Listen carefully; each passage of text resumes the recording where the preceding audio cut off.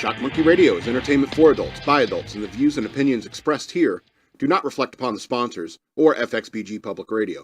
For additional information, please refer to the United States Bill of Rights. Stand warned. Whoopsie. Set you up for that. Yeah, you set me up on that. So here's something I want to tell you. I'm always polite to fast food workers because you never know. They might have to call 911 on your behalf, or God forbid, perform CPR. And if you're the kind of guy who's like always complaining about the pickles, you don't want them saying, "I'm not going to put my mouth on that guy. He was a jerk." So that's why I'm polite to fast food workers, even when they're mean to me. Even if they're jerks, even if they screw up my order, just be polite. You never know. I have a horrible diet, so I think I might die in a McDonald's or something somewhere. And people will be like, "Oh, well, what did he order?" And then it's going to be the private thing that I pig out on, in private. And my family doesn't know. And they're like, "Well, was he high or something? What? Why would he order 3 Big Macs? Was he going to eat 3 Big Macs?" Welcome back to Shock Monkey Radio. I'm the Madman. We took a week off. I was in prison for a week. Just kidding. For a cigarette butt. But we'll talk about that later. It was kind of important to take a week off. It kind of had to happen. And why would we let you know? You're not a patron. You didn't go to patreon.com/shockmonkeyradio and become a patron today. You didn't do that. So why should we keep you in the loop when we want to take a surprise week off? And I know one of you unsubscribed. I guess they're not watching, but someone unsubscribed. And you're like, "Oh, they only do, you want me to work every single week? Every single week?" Up your nose with a rubber hose in that regard. All right? I quit fidgeting with stuff. I took the mic off camera again, and now I don't. No headphones. I don't know what I'm doing. What do I do with my hands? You're gonna have to engage. I'm gonna have to engage with the audience. I don't even like them. They unsubscribe when I take a week off. Well, one of you did. I guess 1.5% of you did. You're gonna have to be extra nice to the rest of them. Well, I will be nice to all of you. I promise. So we got some other things coming up soon. Oh, also, if you want to send me money through Cash App, use hashtag shockmonkeyradio. You can follow me on social media over here. Get some other stuff coming up. Avery from I Don't Even Like This Podcast, another show done here at FXBG Public Radio. Go subscribe to his YouTube channel. He's going to be coming by, I think, either next week or the week after that. We got to work out the details. And so we're going to sit down. He's a black guy, and as you know, I'm white. And so obviously the first thing that people like that are going to talk about is race. And he and I are very, not very sensitive to people who think that kind of conversation is racist. And so that's what I like about Avery is he's an honest man, and I like his affirmations. When he talks to you, he'll say what does he say, that part or heard, and he's really listening to you. And that's what I love about the guy. Real great guy. I love him. You're probably going to love him too. So he's going to be on either next week or the week after that. Ebony and Ivory. You know what?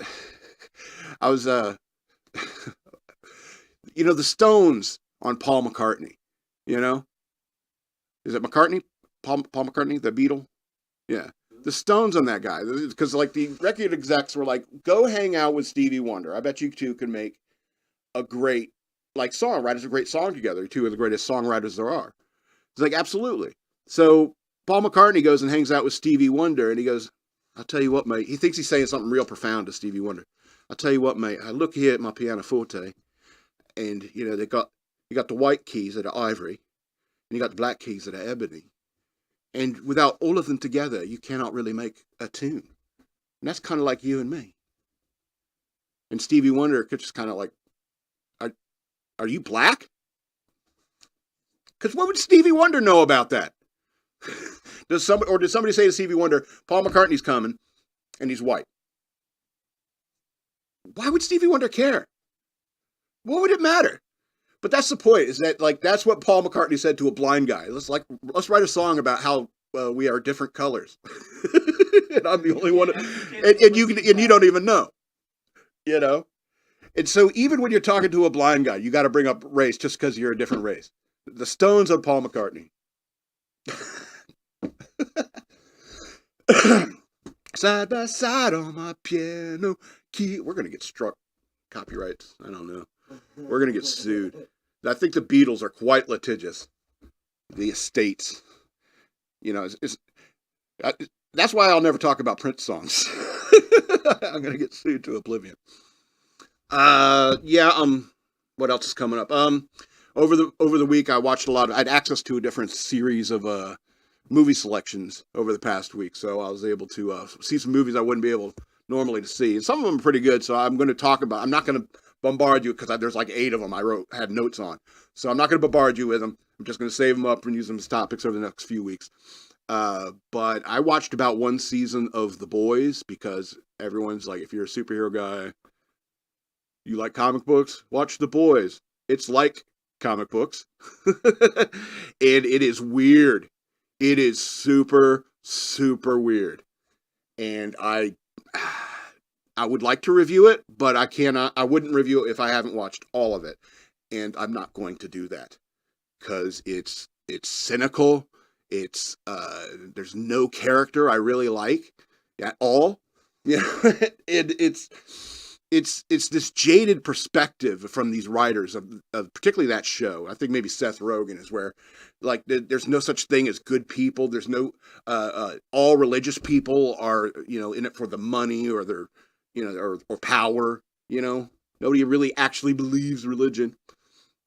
And why would a church be doing a pray the gay away thing? It's like, hey, you know, that's how evil they are. It's like it's accepted now that, like, even Christians should accept homosexuality now. It's like, grow up. You know, the ethics don't change for thousands of years. Anyway, so just made me not one character I liked. And Elizabeth Shue, that's what broke my heart, was Elizabeth Shue's looking her age.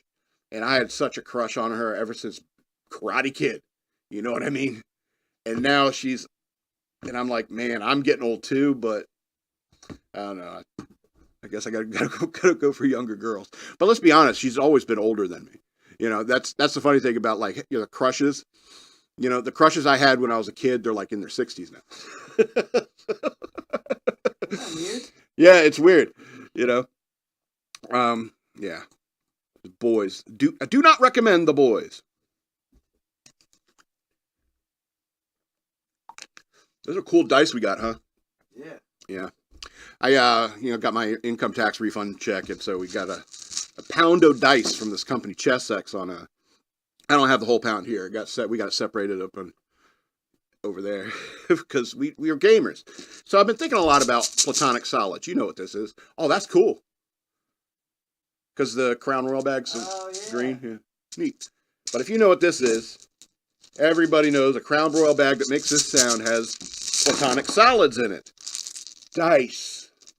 This is my set. I like yellow as my lucky color. So my set is yellow. And I was thinking about Platonic Solids, and if you don't know what a Platonic Solid is because these things have been around for centuries, you know. They're 3-dimensional shapes that have all equal sides. And so this here is what is called a D4, you know, or how it's probably originally invented is a caltrop, you know. Caltrop, it's a defensive weapon. It's a terrain denial weapon or something like that.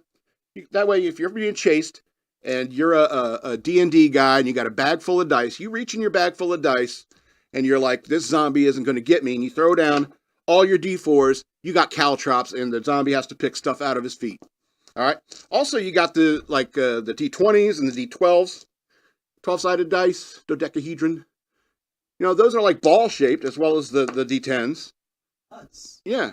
Those things, you can roll them out on the ground, and people, you know, have a hard time stepping. They'll slip, they'll fall. You know, you get the same effect from marbles, but, you know, the Platonic Solids, they will stop. Marbles will continue to roll. See what I mean? Brilliant thing, Platonic Solids. Plus, we could put, like, numbers on each side. And we use them as a chance cube. I just so happen to have a chance cube here. Platonic Solids. You know, it's funny because people like, it's just dice, man. It's like, but I don't know. Geometrically, those shapes are the most sturdy shapes in the known universe. Isn't that wild? Because of their nature. That's why they're called Platonic Solids. Well, they're called Platonic Solids because you're always in the friend zone with them. You can't get like any kind of intimate relationship with any kind of dice. I've tried. There's this D20 I knew once, and I tried. I kept calling him and calling him. I was like, man, let's hang out. And he's like, no, I'm in this D&D game across town, and you don't like the guy who's running the game because he smells funny. Always friend zoned by the dice. You want to talk about court now? Now that I'm talking about weird shit for the last, how long? 11 minutes? You want to talk about my court date? Everyone's wondering. I've had I had a guy, like a fan, say, what happened? I said, I'm not going to tell you. I'm not going to tell you. You got to wait for this show. So here's what happened. I went to my court date. If you remember, I got a ticket for throwing a cigarette butt out the window. Go in there, it's 9 o'clock in the morning, butt crack early, couldn't bring my cigarettes in, couldn't bring my phone in, and you go into the church that is the courtroom. And so and all there is to do is watch people. And I was looking at there's a public defender. He was a busy man. He was a busy man. I do not envy a public defender's job. But the public defender, he kind of looked like a chubby Tucker Carlson. And I'm looking at the prosecutor, and the prosecutor, he looked like a skinny Horatio Sands. And so I was like, oh, this is interesting. And I remember I was sitting there thinking, as soon as it popped in my head, I need to remember that looks like a chubby Tucker Carlson, and that looks like skinny Horatio Sands. So I remember what they look like. The judge, he seemed maybe like he was ex-military. Not a very tall man. Probably an ex-smoker. Considering all things considered. And so let me tell you what happened. It's like the first thing that happened, I made a fool of myself. If you go to court, there's like 50% of the people don't show up, right? And so there's like a point where like the judge is just calling out names, right?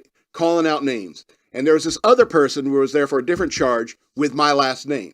And so he started calling out these names, and I heard my name, so I come here, and he goes, and then he reads this other name. I think it was like Toby or something. I don't know. So I forget the other name, but it was my last name. And he goes, no, I'm a different one. And the judge looks at me and is like, do you want this one too? And I was like, no. And so I was like, oh boy, I've already made myself look like an idiot. So I sat back down. It was a little while longer until my actual name was called. And let me tell you, he took care of the heavy duty stuff early. And there's, they do if you're in jail, they'll do the video conferencing. They had this one guy there. He was like for 2 counts of strangulation and 2 counts of kidnapping. And I was like, am I in the right place? I just threw a cigarette butt out the window. But I mean, I guess there is serious crimes from time to time in every town, I suppose. But wow. And so he's going through the list of all these people doing like the basic traffic court stuff, people with registration, speeding, stuff like that. And frequently, if somebody was there because they didn't have a proper registration, you show it to the cop, you show it to the court that you've got your registration. The judge dismissed their charges, and it's like, oh, this judge is pretty cool, right? Even some of the speeding charges, he would change it to a non-moving violation so their insurance wouldn't go up. They plead guilty, and he changed it to a non-moving violations for their insurance sake. Nice guy, I thought. I was like, this should be okay. This should be all right. Finally, I get called up there, and he says, okay, looking at this code, is throwing a cigarette butt out the window, and he asked the cop, and he's like, well, was he nice and polite to you? And he's like, yeah, it was. And I was like, I don't know. I don't know if you can get a read on me, but the cop was nice enough. He also, the judge also berated the cop a little bit because he had the most tickets out of any other cop there. There's all the cops that have to show up for court that day are there, and he's the one and he pulls out his stack of tickets, and it's thicker than all the other ones. So you're the ones writing all these tickets? That's what he said. So This guy's kind of a ticket jockey. And so the judge reads the charge and everything like that, and he has to go to the law book. He has to go to the law book and pulls out the law book, looks up the crime. What was it, 1134 or whatever?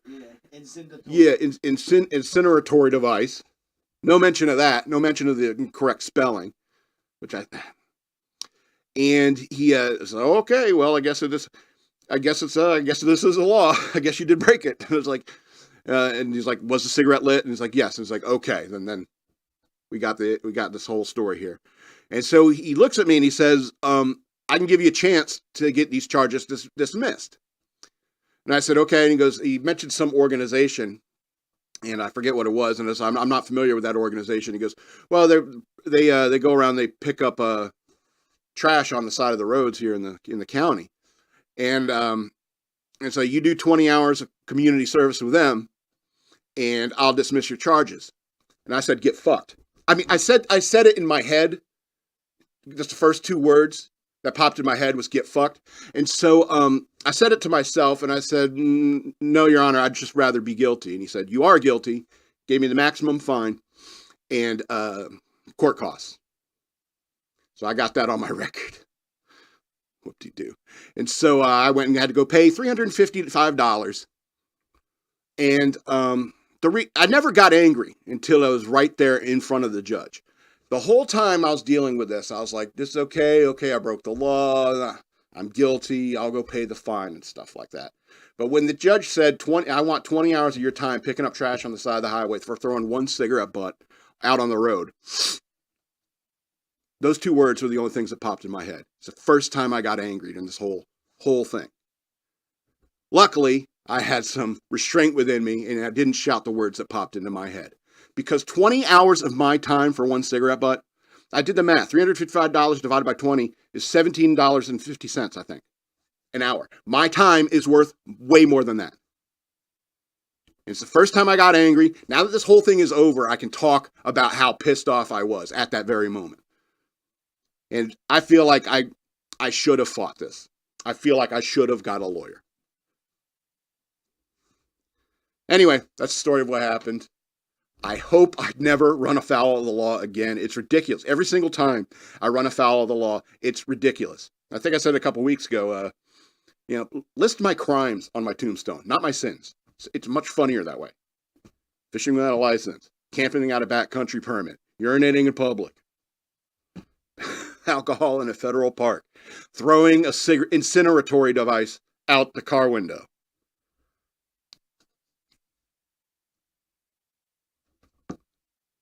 The justice system is corrupt, even in my town. It's depressing. It's depressing. All right, moving right along. Let's talk about one movie I watched, and it wasn't very good. It was Top Gun Maverick. And I will say one thing that I really, really liked about this movie. The P-51 Mustang. It's a very sexy aircraft. It's one of the sexiest aircraft I've ever seen. Plus, it has a rich, powerful history to it. And I like that Maverick's character was the kind of guy who would have an old P-51 Mustang that he worked on and flew recreationally. I like that about his character. That's the one thing I liked about this movie. And let me tell you something about Rooster. All right, Goose's son, all of a sudden working with Maverick.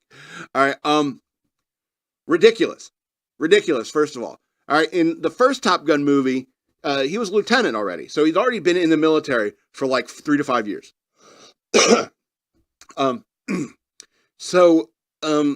At that point, he probably was like 27, 28 years old. You know what I mean? In the first movie. Now, a 25-year-old young Rooster, who's probably seriously like 23 years old, coming out of the academy or something like that and becoming a pilot and serving long enough to get notoriety to be trained and stuff like that. So, I mean, he's 28. So Maverick would be like pushing 60.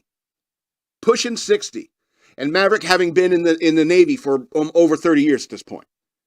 It's ridiculous. All right. You know why I didn't get Meg Ryan for this movie? Because she would have looked too old. Tom Cruise is lucky that he has that kind of like boyish features, and so even at his age now, he's still looks young enough to still be serving in the military. But the whole rooster thing is like, there is no way.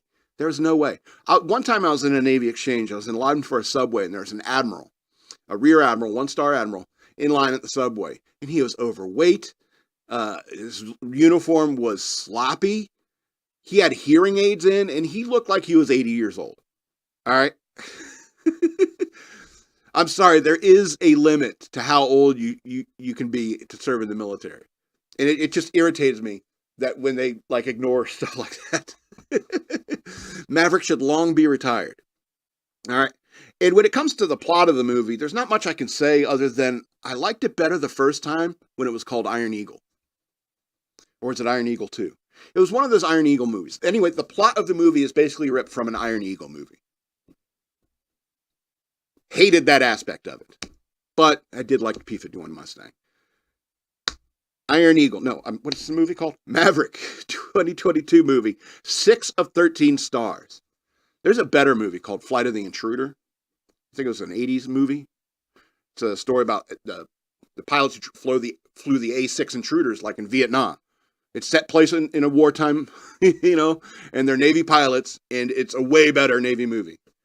And that's a lot what all these movies are. It's just like military porn, Navy porn. And I'm down for that. I think F-18s are sexy aircraft. I think they're sexier aircraft than the F-14s. That was the only thing that I didn't like in the original Top Gun movie. It was like F-14s. Ugly aircraft. All right, let's get into the news worth knowing.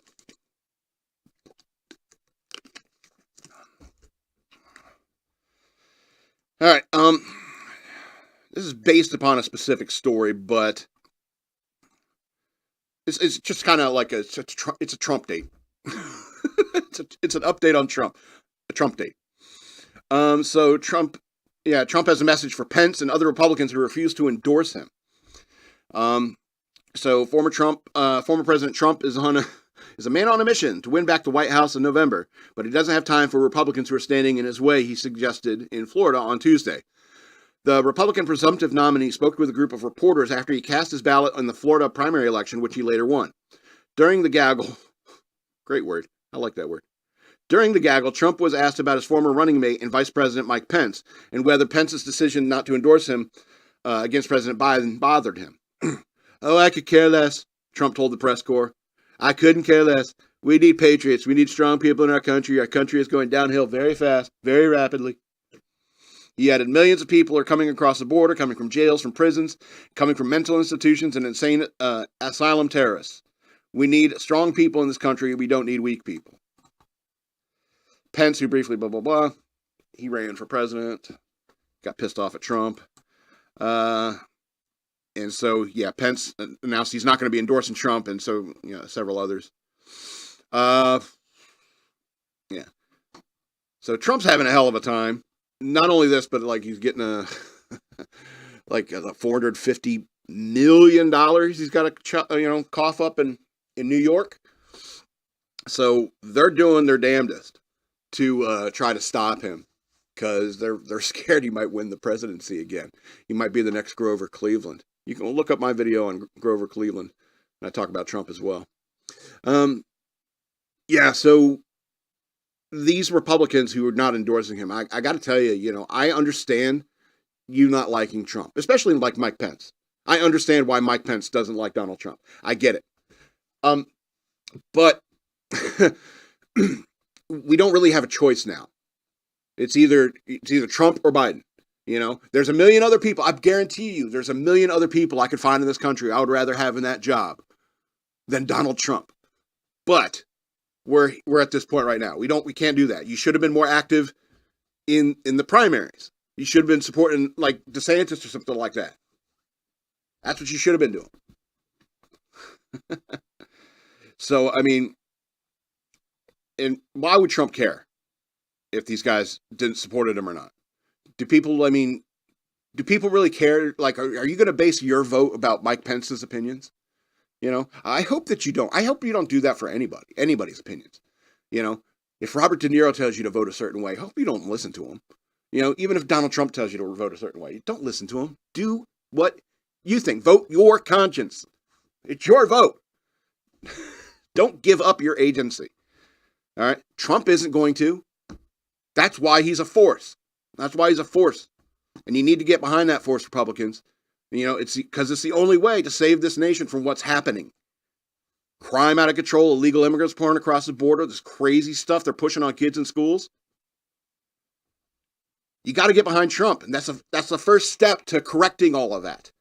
Because here's the best news for everybody. If Trump wins, never again in politics, okay? He is done. You don't go from president to doing something else in government, all right? You don't become president and say, I'm going to be a senator now. Trump's not that kind of guy. He's like, I got the biggest job in the land. Now to sit back on my laurels. Maybe. But that's the point. Donald Trump's age, you know, he could be sitting down, you know, chilling. You're rich. Chilling, doing whatever you want. And this is what you're doing. Guy's a horse, let's be honest. All right, let's talk about how the bar exam isn't going to be a thing anymore. Why passing the bar exam will no longer be a requirement to become an attorney in Washington state. So prospective lawyers will no longer have to pass the bar exam to work in Washington. The state Supreme Court ruled in a pair of orders authorizing alternative pathways to licensing. The exam, quote, disproportionately and unnecessarily blocks marginalized groups from entering the practice of law and is at best minimally effective for ensuring competent lawyers. The Bar Licensure Task Force determined. In addition to the racism and classism written into the test itself, the time and financial costs of the test reinforce historical inequities in our profession, the task force wrote in its proposal for the change, released last month. Washington Supreme Court appointed the task force to study alternative ways to show competency in 2020, after pandemic-related modifications caused many to question the efficacy of the current exam, according to the Washington Administrative Office of the Courts. The goal was to improve trust in the legal profession, reduce barriers to entry into the legal field, and advance the cause of diversity, equity, and inclusion. Or, excuse me, diversity, inclusion, equity. I'm on board with Gavin McInnes. Call it DIE, because that's how you kill a society. Yep. So, this is a trend lately that's been going on, where people are like, they're changing like the requirements for jobs, like even like police forces now. You know, they want to get like more women into police jobs. So they change the physical requirements. You know, now they're changing intellectual requirements. I mean, they've been doing that in colleges for a while. And I'm sorry, if you want a lawyer, you want somebody who knows the law, don't you? You want somebody who could pass an exam. You know, that was the point of like tests. That's the point of fitness standards. Like in the Navy, you know, you need to do a certain number of sit-ups, push-ups, and run a certain amount and stuff like that. These are standards. It's not because, you know, running and doing push-ups is what, you know, naval warfare is about. It's a proof that you are strong and capable and, you know, able to do the job, physically able to do the job. And that's why there should be physical requirements for the police, and that's why there should be intellectual requirements for people who do like intellectual things, like surgeons and pilots and attorneys. All right? You start getting rid of them because you say, hey, there's not enough black people up here, or whatever absurd racist thing that you got going on in your mind. You know, you say, we need to take a meritocracy away. That way we could chock it full like it's a modern sitcom where every demographic is represented. Life isn't like that. You know, why don't you go to like the NBA, go to the NBA and say, we need 63% of white people on these teams because that's the demographics of the country. We need to do that. And then all of a sudden basketball scores start going down. The games get lame. Nobody wants to watch them. WNBA is gaining more followers because nobody's watching the regular NBA. That's the point. You take away the meritocracy. You know, I don't care. I don't care if only, you know, a 3-foot tall blind men make the best pilots. if they pass the tests and they could do all them simulators and stuff like that, being blind, and they can still do it, then they're the best person for that job. You don't say we need to have some sort of diversity hire up here, so we're going to fudge the numbers on their tests. We're going to fudge the numbers on their PT tests, on their exams, because we need more representation. When you do that, people die. Granted, these are just attorneys, but we're talking about, any kind of industry like aircraft, the police. People are going to die. And if you say you want more female cops, you're going to get a lot of women killed trying to do that. Idiots. Idiots. The world's full of idiots. It's funny because I was thinking about how my show isn't popular at all. And I was thinking that because, only like 1% of the population even thinks about this kind of stuff. So, that's why people check out in the second half of the show. Because they're like, who cares what you think about the news? Oh, wait, news? Yeah, news. Ugh. What do you do with your brains? And that's really the issue, is that this world is chock full of morons. Oh, my God. That's going to get me some subscribers. Let's go to this next story. So, Baby Gear Company defends social media post about smashing gender stereotypes after angry parents react. So, Stoke, S-T-O-K-K-E, Baby defended, it's a company, Baby Gear Company, defended a social media post criticizing gender stereotypes after it angered some parents. Stoke, I'm going with Stoke, shared a short video reel on March 14th on its official Instagram page, and shares one mother is breaking gender stereotypes with her child. The caption reads, "Breaking stereotypes because childhood should be a canvas, not a blueprint." And who's the painter in that metaphor? The painter is the parent enforcing their will upon the child. That's what that is. Do you understand why this should be criminal anyway?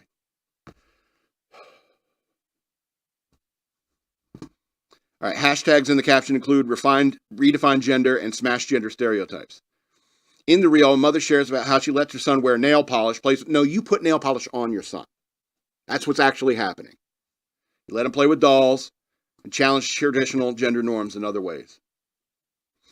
"My child likes nail polish and plays with dolls," she says. "He's creative and confident because we allow him to express himself without being confined to gender stereotypes." She encouraged other parents to challenge harmful gender stereotyping by avoiding gender-specific toys and by reading books with inclusive messages. Gender-specific toys like nail polish and dolls.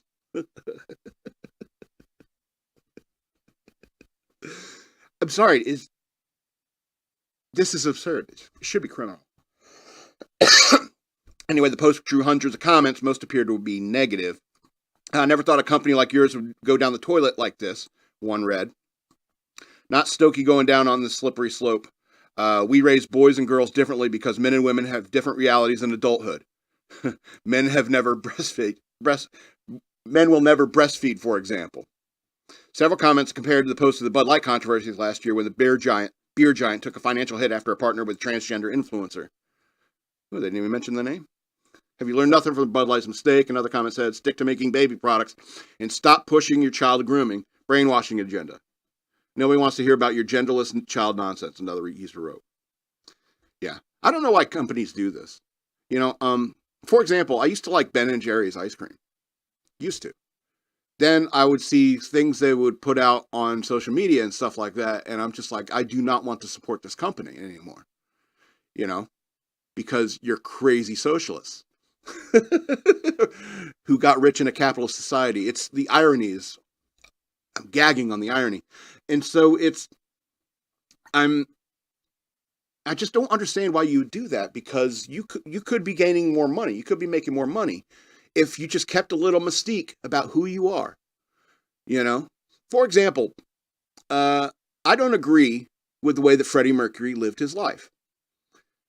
But I don't need to know anything that I learned about how he lived his life, apart from the music, the album covers, But in this day and age where there's cameras in everybody's pockets and so forth, and you like a band, like say Queen was out today, and was coming out today, and then as soon as like Queen breaks in with their first album, Probably Queen 2. It'd be Queen 2 with the 7 Seas of Rye.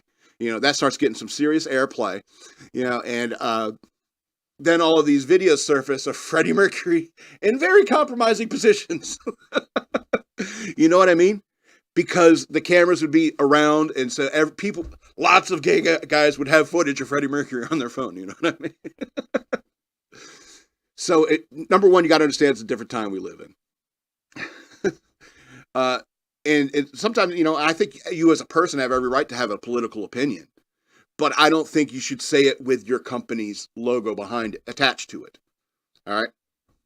And that's just smart business. All right. And you can say, well, Madman, you clearly hate liberals. You're not trying to gain liberal viewers. I was like, right.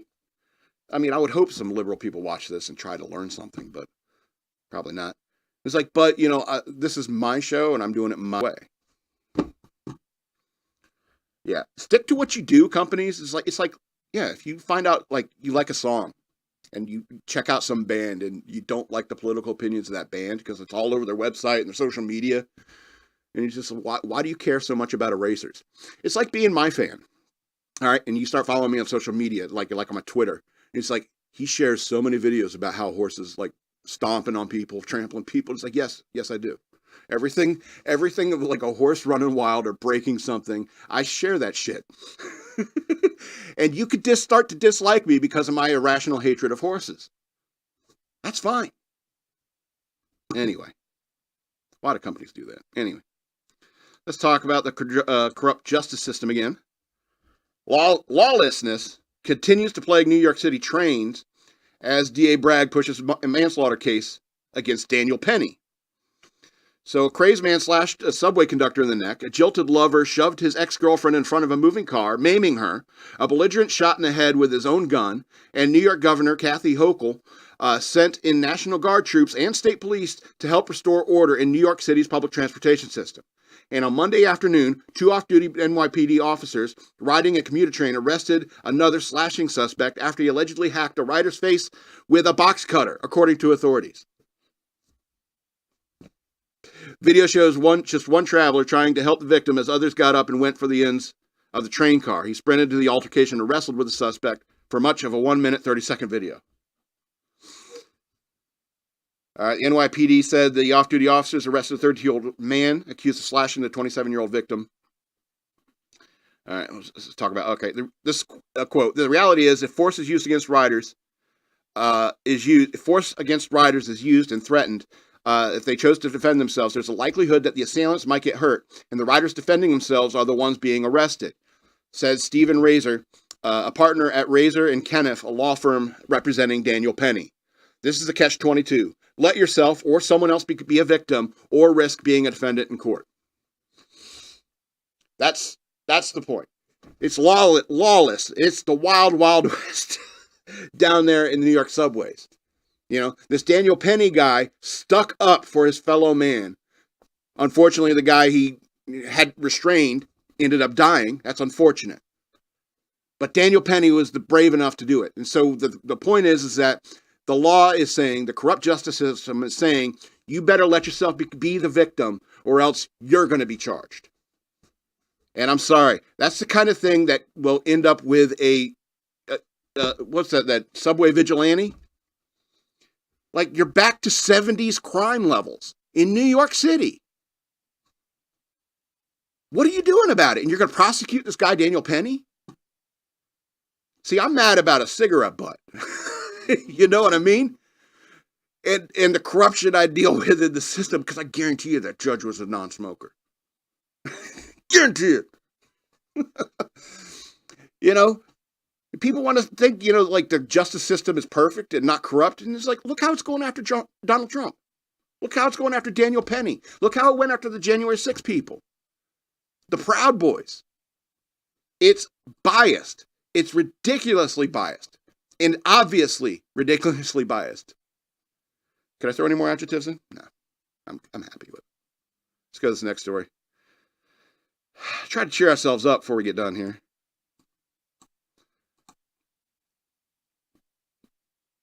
When I did the story, EK was like, "Is this a news story?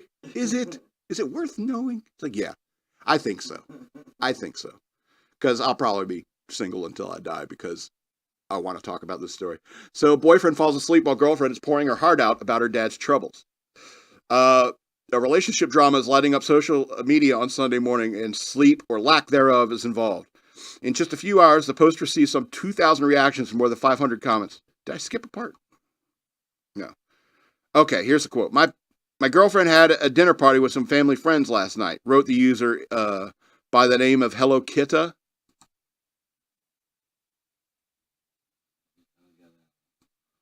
On the Reddit page called Am I the A-hole? The young woman and her friends were discussing their relationships with their parents, and my girlfriend ended up realizing how much she couldn't relate to them, the man wrote. Her friends apparently spoke highly of her dads and fondly recalled their memories, while my girlfriend and her father don't have the strongest relationship by any means. He said the woman felt sad that she didn't share the same relationship or experiences with her dad. The boyfriend added, while she's talking, I can feel myself falling asleep because it's 3 a.m. So I tell her I'm falling asleep and good night. He continued, I guess she feels upset that I didn't have anything to say and went to sleep. And she said I could have tried to console her, but I was genuinely falling asleep because I was tired. So he asked others on the platform, was he wrong on how he handled this? All right, and then it goes into a bunch of users and what they think. And that's not what we're here to talk about. We're here to talk about what I think. Maybe what EK thinks. All right? Because I think EK probably has more practice in this. Listen, ladies. You talk endlessly. Endlessly. If there's something you think, you might want to keep to yourself, I know you had ever have that feeling. Every single thought and feeling that creeps into your life, you at first think, who do I want to express this with? You talk a lot, ladies. We love you. We love you. We really do. But let's not pretend for a second that you don't talk a lot. All right? And if I'm tired, you should be able to read that on my face because, as a man, you work hard for you and your loved ones, right? And sometimes you just can't catch the hint. I'm tired. I don't really want to talk. I'm not really paying attention. And you're just going to fall asleep while you're sitting there flapping your lips. All right? Just sitting there like, la, la, la, la, la, la, la. You can make me fall asleep even just thinking about it. All right? We're fallible creatures. And you just never stop talking. It's so frustrating. I understand. Not even to take a breath. Yeah, right. Not even to breathe. Right. Do you remember that movie, The Hudsucker Proxy? Was it Jennifer Jason Leigh in there? She was like a Lois Lane type. And there was a scene where she first meets Tim Robbins, and she's just talking nonstop. And he's sitting there. He just carried her up the stairs. He's breathing heavy and about to pass out. He's like, cigarette. Officer says a cigarette. He's like, maybe she'll stop talking if she starts smoking. That's what it's like. So sometimes we got to fall asleep. Sorry. All right. Let's get into this last story, and then we're out of here for the week. All right. All right. Look. Man banned from Buc-ee's after bringing his service duck inside a Tennessee store. A man who brought a service duck into a Buc-ee store in Tennessee has been banned from the chain, according to a YouTube video he posted. Justin Wood brought his service pet, known as Wrinkle the Duck, into the great name. Wrinkle the Duck into the store. You know what that's referring to, right?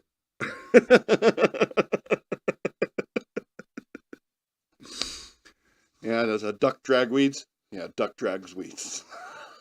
All right, where they shopped around and received plenty of positive attention from the shoppers who wanted to pet Wrinkle and ask about her. Oh, there's a female. Never mind. I don't know. It's a female. Never mind. Wrinkle remained in a stroller for most of the visit, occasionally coming out to high-five interested onlookers with her beak. Wood posted the video on YouTube channel Seductive recently, wearing dozens of videos of his excursions around the country with Wrinkle. The channel has 2.7 million subscribers. What? Why? Why? Why don't you subscribe to my channel instead?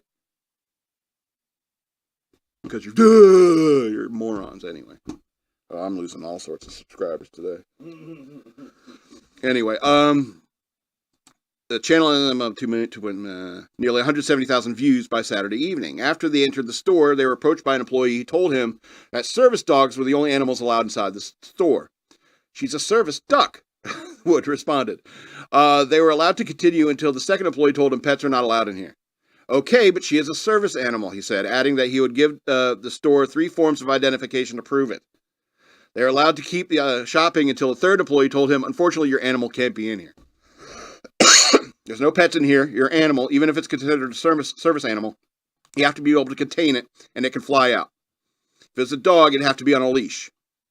Can I put her on a leash, he asked, and the employee said it would be fine. At that point, Wood put Wrinkle on an imaginary leash, and the duck continued to follow him around the store. The truth is stranger than fiction, my friends. As he made his purchase, he was informed to an employee that the cops were outside. Once he left the store, he was approached by a police officer who told him they're requesting to ban you from the store. In fact, every Buc-ee's location, then he would be charged with trespassing, as he was caught in another one duck or no. Another one duck? If he was caught in another one, comma, duck or no. The officer reminded Wood it was a decision. It wasn't his decision in their friendly exchange. So there we go. That's the beginning of a body cam video right there. We're going to have to trespass you from Buc-ee's. So I want to see that body cam video. Sorry, man, you can't have a duck in the store. Look, this service animal thing is out of control. All right, I understand. Look, if you're an adult, you need to be able to leave your house without your goddamn cat. All right? Seriously, grow up. I understand a duck is interesting. I understand taking it to the store so you can make friends, because apparently you can't make friends without a duck. This is out of hand. I mean, especially when you're talking about getting on an airplane and somebody's got a goddamn peacock with them. Which has happened! All right, it's out of control. We need to start, like, checking these adults and say, hey, if you're an adult, you need to be able to leave your house, all right, without your animal. Anyway, wow, I am pissed today. Have you noticed I've been pissed? You've been a little angry. Well, I mean, not just today, but like over the last week or so. I've been extremely pissed this last week. Yeah. I don't know. I was just so angry because I was watching like The Boys and it was pissing me off. And I've just been angry all week. Well, with all the negativity. Yeah, hopefully it's out of my system now. This is going to be the end of the show. I want to remind you again to go over to Patreon, patreon.com/shockmonkeyradio. Become a patron today. I would appreciate it. Or you can send me money through Cash App. Use the hashtag shockmonkeyradio, all one word. I would appreciate that. Follow me on social media over here at DenaltSaw on X or Twitter. We're going to update those soon. Shock Monkey Radio Redux on Facebook and at SLRobbins13 on Instagram. Yeah. So this has been Shock Monkey Radio. I'm the Madman. I love you.